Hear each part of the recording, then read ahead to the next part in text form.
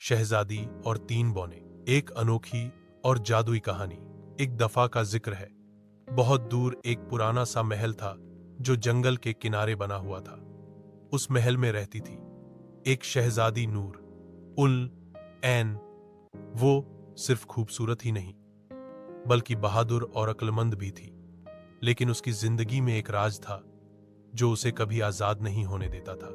जब नूर उल ऐन पैदा हुई तो एक जादूगरनी ने बद्दुआ दी, जब तक 3 सच बोलने वाले दिल उसकी मदद नहीं करेंगे उसकी जिंदगी का चिराग कभी रोशन नहीं होगा।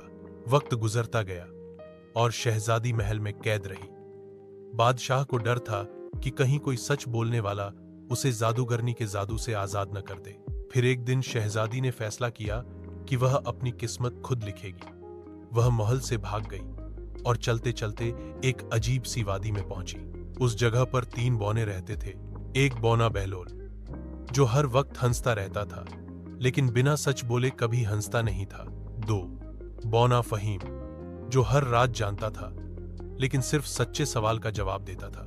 3 बोना सुरमाई जिसके आंसू सच और झूठ में फर्क करते थे। अगर कोई झूठ बोलता वो रोना शुरू कर देता। शहजादी ने उन तीनों से दोस्ती कर ली लेकिन उसे नहीं पता था कि यही 3 सच्चे दिल हैं जो उसे आजादी दे सकते हैं। एक दिन एक खौफनाक बला उस वादी पर हमला कर गई। वह बला झूठ पर पलती थी। जितना झूठ उतनी ताकत। बौने डर गए।